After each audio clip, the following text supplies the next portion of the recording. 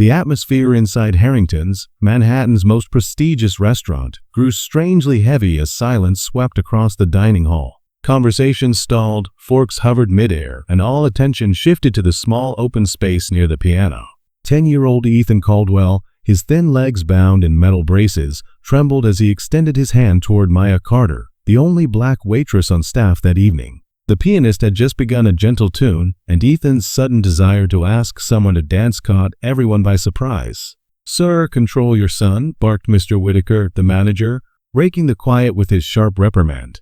"This isn't a dance hall, and our staff are not here to entertain children." At the table, Charles Caldwell, head of Caldwell Holdings and one of the wealthiest men in the country, tightened his jaw. This was the first public outing he had dared with his son since the car accident 2 years earlier that left Ethan partially paralyzed. He regretted it instantly. "Ethan, sit down," Charles ordered in a low, firm voice. But Mia didn't move. She looked from the manager to her employer's most powerful guest, then back to the boy, whose small hand still hovered in the air. After years of working in this place, she had learned how to remain unseen, especially to men like Charles Caldwell. Slowly, she untied her apron, folded it neatly, and set it on a tray.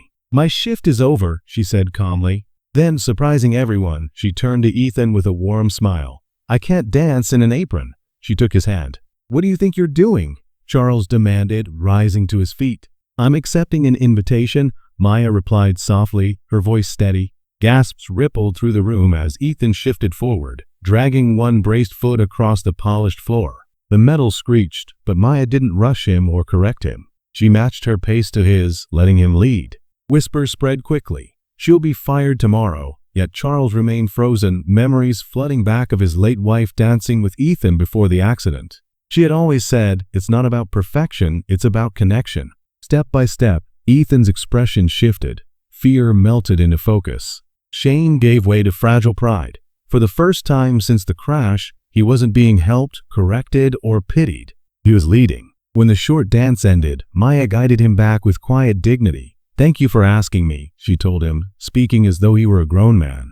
"It was an honor." She turned to leave, but Charles' voice, unfamiliar even to himself, stopped her. "Wait, what's your full name?" "Maya Carter," she answered. Charles repeated it slowly, as if committing it to memory. He reached into his jacket, withdrew a business card, and handed it to her.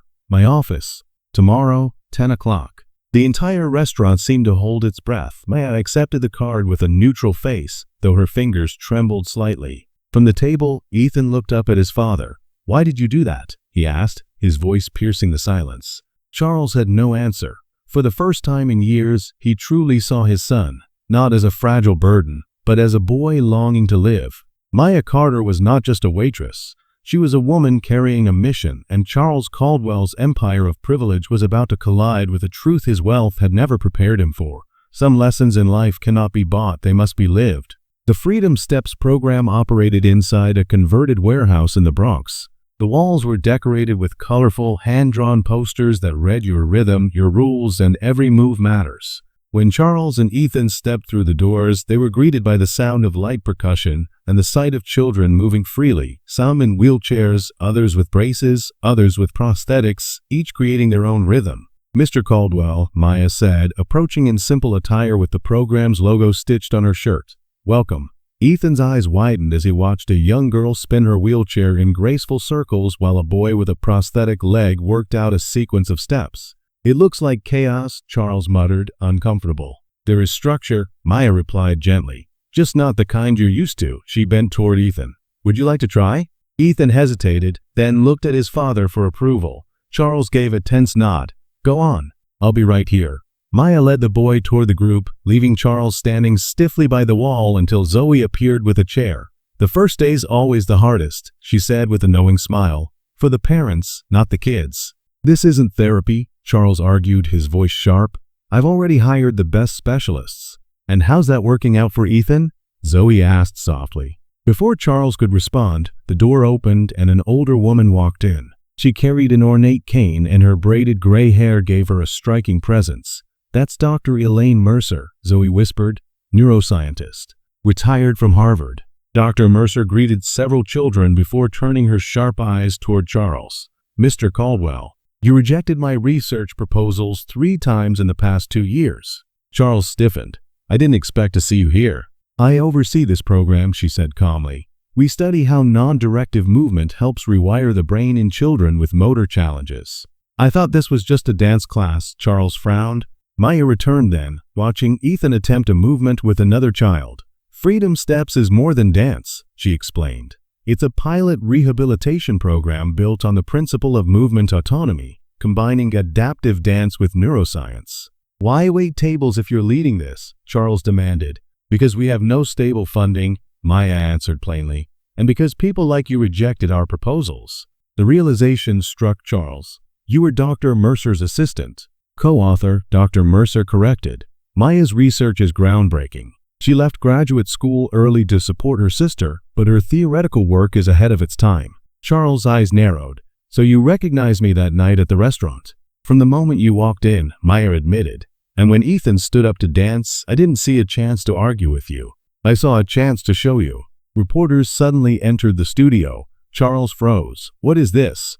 "Part 2, Maya said quietly. Zoe handed him a fresh article. "Revolutionary rehabilitation method shows promising results." "You used my son for publicity?" Charles' voice was ice.